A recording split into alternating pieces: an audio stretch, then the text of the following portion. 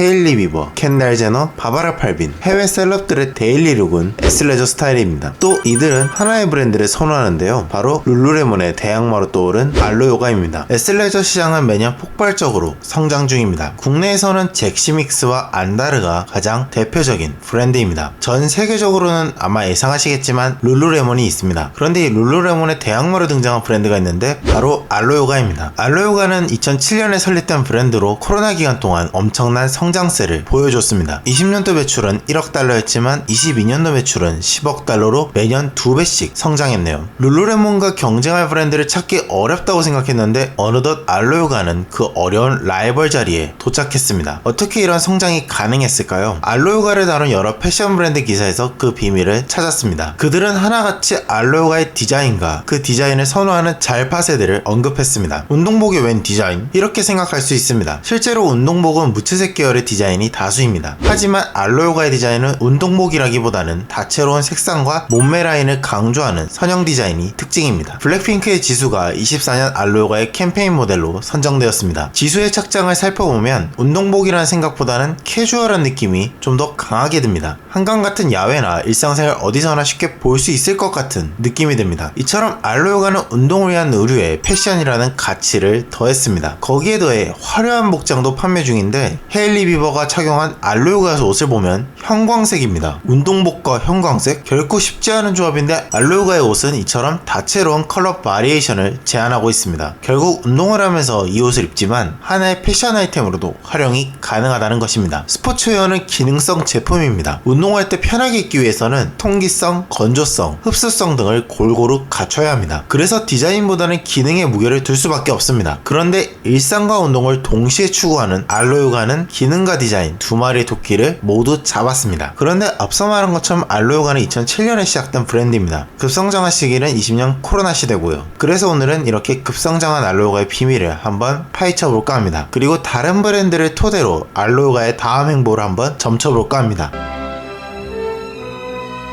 브랜드는 소비자가 결정합니다. 그리고 의류 브랜드는 누가 그 옷을 입느냐에 따라 브랜드 색깔이 결정되기도 합니다. 브랜드는 종종 추구하는 가치와 가장 비슷한 이미지를 가진 유명인과 콜라보하는 방법을 사용합니다. 스트릿 의류 브랜드인 널디는 TV 프로그램 효리님 민박에서 아이유를 통해 대중에게 처음 모습을 드러냈습니다. 이때 등장한 보라색 저지는 우리의 일상을 꽤 흔들어 놨습니다. 이후 2019년에 지코를 비롯한 아티스트가 SNS와 TV에서 널디를 착용한 모습을 보여줬습니다. 거기에 더해 널디는 2019년에 힙합 콘서트를 개최하기도 했습니다. 당시 라인업을 살펴보니 헤이즈, 쌈디, 지코 등이 있었네요. 널디는 너드라는 단어에서 탄생한 브랜드입니다. 브랜드에 대한 자료를 찾아보면 널디는 자신만의 개성을 당당히 표현하고 나만의 길을 걸어가는 문화를 꿈꾼다고 합니다. 그리고 널디는 이 브랜드의 방향성을 직접 설명하지 않았습니다. 그들이 추구하는 가치에 부합하는 이미지를 가진 유명인들에게 옷을 입혔습니다. 돌이켜 생각해보니 주로 아티스트들이었네요. 그 모습을 좋아하는 10대, 20대는 널디의 옷을 구매하기 시작했습니다. 특히 널디의 보라색 트레이닝복은 한때 모든 길거리를 점령했죠. 이 과정을 통해 널디는 아티스트와 래퍼가 주로 착용하는 이미지로 자리 잡았습니다. 자, 그러면 이제 알로요가를 살펴볼까요? 알로요가는 더 많은 사람들이 요가를 할 수 있도록 영감을 주기 위해 만들어진 브랜드였습니다. 알로는 에어,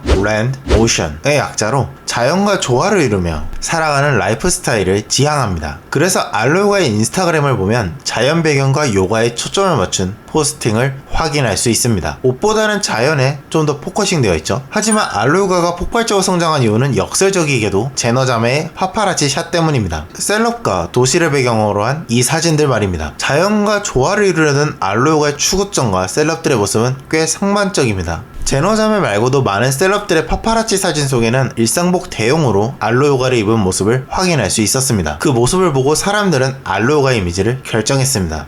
셀럽들이 좋아하는 브랜드인가? 요가를 좋아하는 사람들에게는 알로요가는 이미 유명한 브랜드였지만 저같이 처음 접한 이들한테 알로요가는 조금 다르게 다가옵니다. 셀럽이 선호하는 요가복 브랜드라는 인식이 새겨진 상태인 거죠. 그리고 또 이 인식은 쉽게 지워지는 것이 아닙니다. 일단 소비자에게 이런 브랜드라고 각인된 순간 그 이미지를 벗기기는 정말 어렵습니다.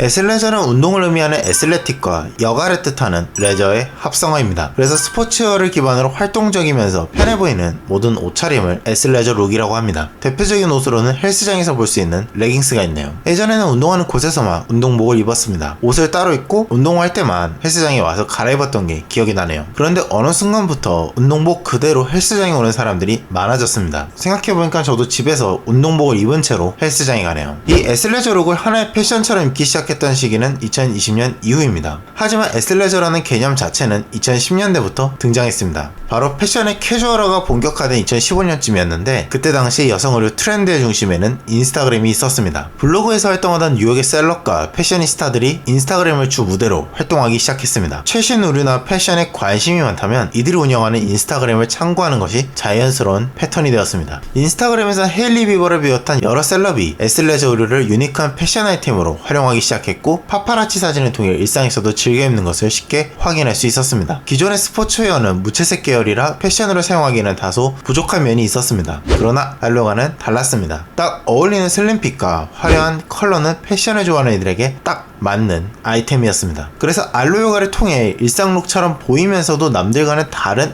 애슬레저 스타일을 만들 수 있었던 것입니다. 일상과 운동과 패션, 이 세 단어는 애슬레저 힘으로 융합되었습니다. 그리고 사람들은 이 애슬레저 스타일을 따라하기 시작했죠. 그런데 이 흐름은 아마 몇 년간 지속될 거라 생각합니다. 10대에서 30대 여성들의 운동 선호도와 운동 범위가 더욱 확장되고 있는 전 세계적인 트렌드가 지속되고 있기 때문입니다.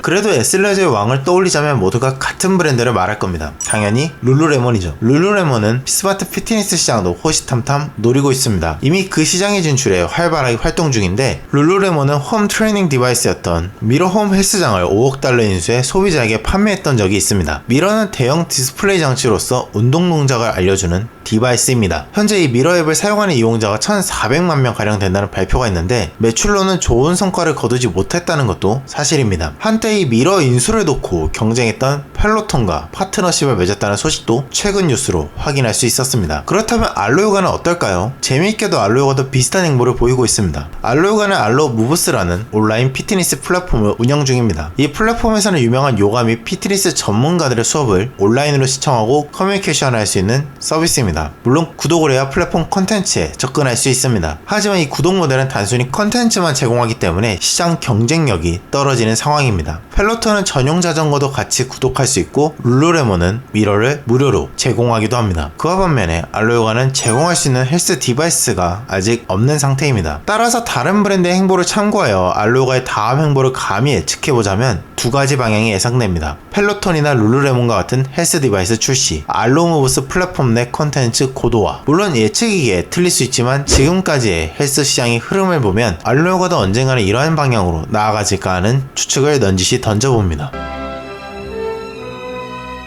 브랜드가 사람들에게 각인되기까지는 최소 3년에서 5년 정도가 걸린다고 합니다. 알로요가가 2007년에 시작하자마자 지금의 영향력을 가졌을까요? 전혀 아니겠죠. 그때부터 지금에 이르기까지 많은 노력을 이어왔을 겁니다. 알로요가는 일상과 운동 그 모든 상황에서 입을 수 있는 요가복을 꿈꾸며 꾸준히 발전해왔습니다. 그리고 밖에 나가기 어려웠던 코로나 시대에 알로요가는 비로소 크게 빛을 발했습니다. 그런데 만약 알로요가가 본인들이 정한 일상과 운동에서 입을 수 있는 스포츠웨어라는 가치를 바꿨으면 이러한 성과를 이룰 수 있었을까요? 셀럽들이 쳐다도 보지 않았을 겁니다. 애슬레저 트렌드에 올라타지 못했을 겁니다. 알로요가는 자신과 브랜드의 가치를 믿고 우직하게 밀고 나아간 덕분에 가능했을 수도 있습니다. 가끔 기본에 대해 고민하는 경우가 많습니다. 어떤 게 기본을 지키는 걸까요? 이 질문에 대한 대답을 알로요가가 대신해준 것 같습니다. 단기간에 성과가 나오는 일은 없습니다. 특히 브랜드는 더욱더 고난의 행보를 걸어야만 합니다. 그럼에도 불구하고 추구하고자 하는 가치와 기본을 언제나 잊지 않아야 합니다. 여러분이 추구하는 가치와 기본을 잊지 않기를 바라며 오늘 내용도 여기서 마무리합니다.